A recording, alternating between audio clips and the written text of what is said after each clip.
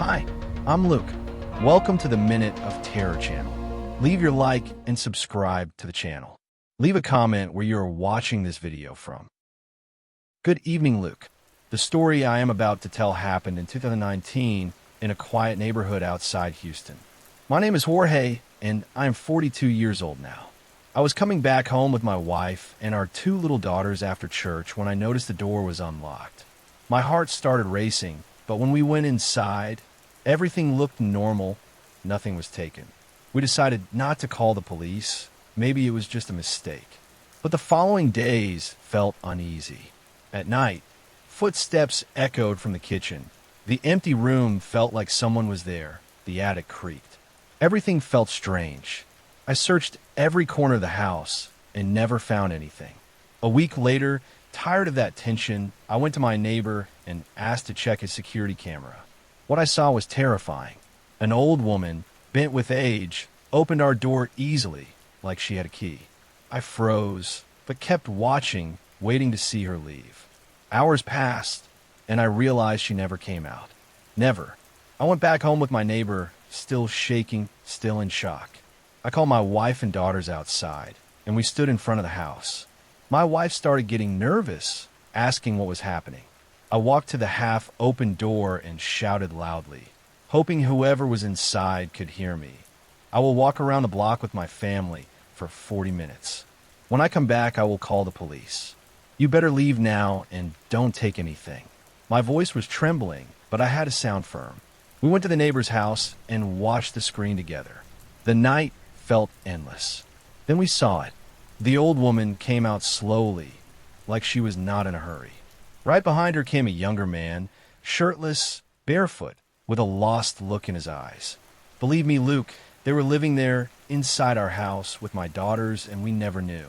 At that moment, I felt a cold that did not come from the night, but from what I had just learned.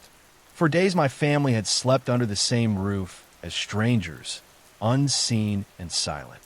I thought about my daughters, so small, playing without fear, while two intruders hid in the dark corners. The feeling of helplessness ate at me. I kept asking myself how I let that happen, feeling like I could not protect them. I still don't know how they got in or why they chose our house. But I will never forget that woman opening the door like it belonged to her, and the man appearing behind her like a shadow that had always been there. Even now, when I remember, I think what could have happened if those intruders had been dangerous. I bought a security camera, and once a week I spend 2 or 3 hours checking if anyone broke in. So far, nothing has happened, but believe me, I am always watching. A hug, and I hope you like my story.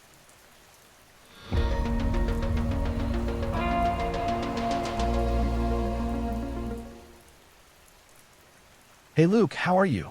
My name is Claudio. I am 27 years old, and I want to tell you this strange story that happened to me about 4 years ago. When we bought our house, my wife and I were thrilled. Newly married, everything felt perfect. A big backyard, quiet neighbors, and a basement we never explored. We fixed up every room with love, but the basement stayed locked, waiting for its turn. But during the first week, the noises started. It was strange. At night, metallic sounds like tools being moved, soft hammering like someone working down there. I went to the basement door, scared, but calmed when I saw the padlock still in place. I thought it was just my imagination. After a few days, silence returned, and our nights were peaceful again. A month later, the noises came back to haunt us. But this time, there was something worse: voices. They called our names. Low, dragging like someone who knew us. My wife woke up almost crying, and I could not sleep anymore. Until one night, I grabbed a big kitchen knife and decided to open the basement. When I opened it, I heard quick, light footsteps like thin people running. Inside, everything was covered in dust, but there was something strange. A narrow tunnel, dug by hand, that went under the ground to the other side of the street.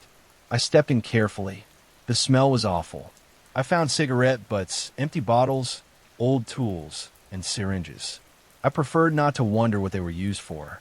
I went back upstairs, told my wife everything, and we decided to spend the night in a hotel. The next morning, I called a builder and asked him to fill the tunnel with concrete. I wanted it gone, but something kept bothering me. How'd they know our names? Were they watching us? Maybe they wanted to scare us, to make us sell the house like the previous family. I never found out, but since we sealed the hole, the noises stopped. We still live here to this day. Sometimes I wake up in the middle of the night, waiting to hear my name coming from the ground. But everything stays quiet, and that silence, Luke, is what scares me the most.